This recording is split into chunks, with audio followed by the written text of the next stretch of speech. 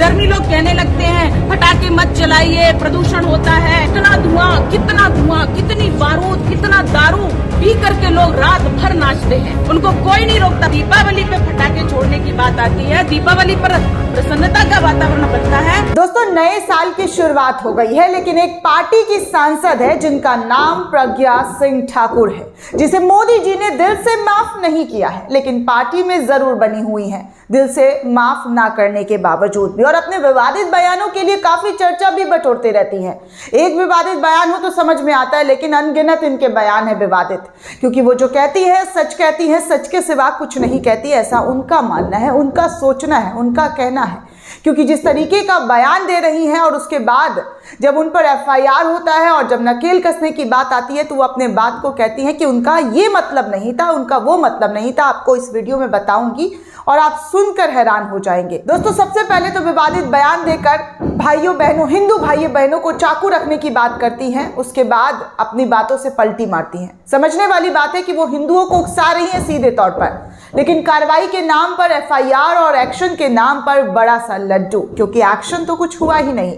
चाकू तो रखने के लिए बोल ही रही है मैडम जी, लेकिन नए साल पर नया वाला बयान भी आ गया है, वो भी आपको सुनाएंगे कि किस तरीके से नया वाला बयान दे रही हैं। वो सुनिए और सुनकर जो भी दिल करे आप जरूर कीजिए, क्योंकि रिएक्ट करना बेहद जरूरी है। हंसना है तो हंसिए, चिल्लाना है तो चिल्लाइए, चीखना है तो चीखिए, क्योंकि ऐसे ही लोगों को देश में रहने के बाद भी किस तरीके से जो है वो नफरत फैला रही है। ऐसी लोगों की वजह से ही देश तरक्की कर रहा है, इतना तरक्की कि सिर्फ नफरत, विकास नहीं, सिर्फ नफरत का डोज दिया जा रहा है। नए साल पर भी नफरत का डोज कम नहीं है।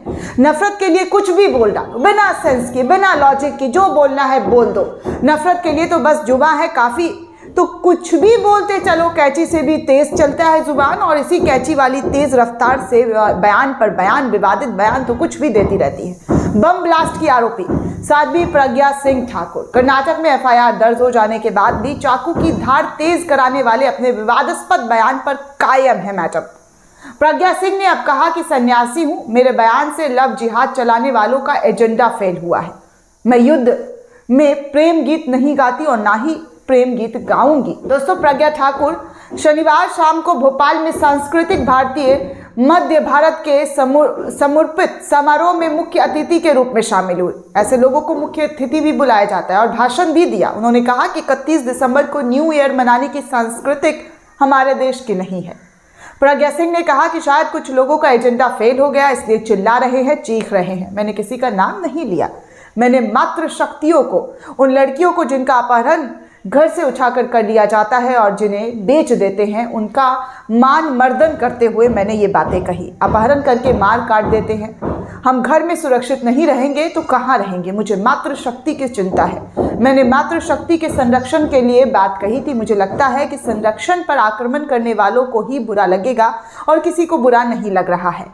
कोई भी अगर देश की सामाजिक, पारिवारिक लड़कियों की समस्याओं को देखता है तो वो कभी भी इस बात को नकारात्मक रूप से नहीं लेगा, क्योंकि जो प्रज्ञा सिंह कह रही हैं वो बिल्कुल सही कह रही हैं। मैंने किसी का नाम नहीं लिया, किसी के धर्म का नाम नहीं लिया, मैंने तो सामाजिक परिस्थितियां बोली है, उसमें हमारी पीड़ा है, माताएं हैं, लड़कियां असुरक्षित हैं। मैं पहले भी भोपाल में बोलती आई हूं, जो लोग लव जिहाद चला रहे हैं उनका एजेंडा फेल हुआ है। प्रज्ञा सिंह ने आगे ये भी कहा कि मैं कर्नाटक गई थी, मैं युद्ध में प्रेम के गीत नहीं गाती और ना ही गाने वाली हूँ, क्योंकि मैं एक सन्यासी हूँ, समाज को मार्गदर्शन दूंगी। अब ये कौन सी सन्यासी हैं, कौन सा मार्गदर्शन दे रही हैं हथियार रखने का, ये तो इनसे अच्छा कोई बता नहीं सकता। सांसद हूँ इसलिए समाज को संरक्षण दे रही हूँ, वो भी BJP की सांसद। उनके विधायक ने हमें भी जिंदा जलाने की बात कही थी। मेरा बयान तोड़ मरोड़ कर प्रस्तुत करेगा तो संवैधानिक कार्रवाई करूंगी। दोस्तों, आपको याद होगा कि प्रज्ञा सिंह ठाकुर ने 25 दिसंबर यानी कि क्रिसमस के दिन कर्नाटक के शिवमोगा में आयोजित हिंदू जागरण वादी के दक्षिण क्षेत्र वार्षिक सम्मेलन में शामिल होने गई थी। सम्मेलन में दिए गए बयानों को लेकर शिवमोगा जिला कांग्रेस कमेटी के अध्यक्ष HS सुंदरेश की शिकायत पर पुलिस ने प्रज्ञा सिंह ठाकुर पर 28 दिसंबर को FIR दर्ज की। कर्नाटक पुलिस ने धारा 153A धर्म जाति के आधार पर अलग अलग समूहों के बीच दुश्मनी को बढ़ावा देना, 295A जानबूझकर किसी भी वर्ग के धर्म या धार्मिक विश्वासों का अपमान करना या उनकी धार्मिक भावनाओं को आहत करने के लिए दुर्भाग्यपूर्ण कार्य करना के तहत मामला दर्ज किया गया। इसके अलावा धारा 153B, 268, 298, 504 और 508 धाराएं भी लगाई गई। लेकिन प्रज्ञा जो है वो अभी भी आजाद घूम रही और अपने बयान पर जस के तस है। उन्होंने कहा कि उनका जो कहने का मतलब है वो वही है जो लोग समझ रहे हैं। जो मैंने कहा, मेरे बयान में कोई गलती नहीं है, मैंने कोई गुनाह नहीं किया, मैंने तो लोगों को आत्मनिरीक्षण करने की बात की, आत्मरक्षा करने की बात की है। प्रज्ञा सिंह ने शिवमोगा में कहा कि मैं अपने घरों में हथियार रखो और कुछ नहीं तो कम से कम सब्जी काटने वाले चाकू को ही तेज करके रखो। पता नहीं क्या स्थिति पैदा हो जाए, अगर कोई हमारे घर में घुसपैठ करता है तो हम पर हमला करता है तो हम उसे मुंह तोड़ जवाब देंगे, हमारा अधिकार है। बीजेपी सांसद प्रज्ञा सिंह ठाकुर ने यह भी कहा कि लव जिहाद में शामिल लोगों को उसी तरीके से जवाब दें।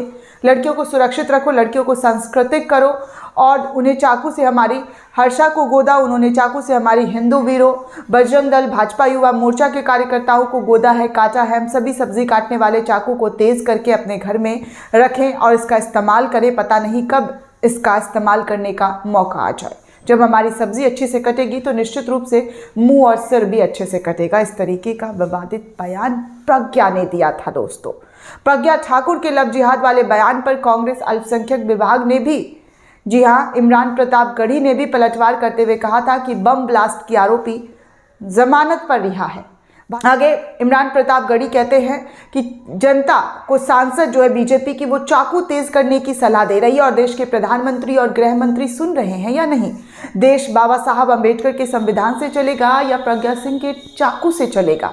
और भी बयान ऐसे दिए गए जिस पर कार्रवाई कुछ नहीं हुई है, कार्रवाई के नाम पर कोई एक्शन नहीं लिया गया है। दोस्तों, जिस तरीके से प्रज्ञा सिंह ठाकुर बार बार विवादित बयान देते हुए नजर आ रही है।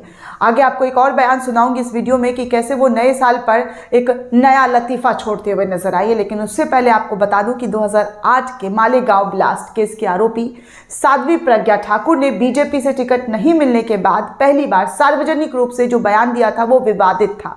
साध्वी ने मुंबई में 26/11 के आतंकवादी हमले में शहीद पुलिस अधिकारी हेमंत करकरे को लेकर ऐसा बयान दिया, ऐसा विवादित बयान दिया जिसे सीधे सीधे तौर पर अगर कोई दूसरे समाज का लोग देता, दूसरे धर्म के लोग इस तरीके के विवादित बयान देते तो उन्हें सीधे आतंकवादी घोषित कर दिया जाता। लेकिन ये बात प्रज्ञा ठाकुर की है तो प्रज्ञा ठाकुर कुछ भी कहती है, उनके खिलाफ कोई भी जो है एक्शन नहीं होता। साध्वी ने कहा था कि उन्होंने करकरे को शराब दिया था जिसके कारण करकरे की आतंकवादी हमले में मौत हो गई। जो शहीद हुआ, जिसने देश की खातिर अपनी जान गंवा दी, उन तमाम मासूमों को जान बचाते हुए अपनी जान को गंवा दी और उसको ये कह रही है कि आतंकवादी हमले में मौत हो गई और हमने उसे श्राप दिया। अपने इस बयान पर साध्वी ने कुछ दिन बाद माफ़ी तो मांग ली, लेकिन माफ़ी मांगने के बावजूद भी वो अपने विवादित बयान जो है वो देने से रुक नहीं रही हैं।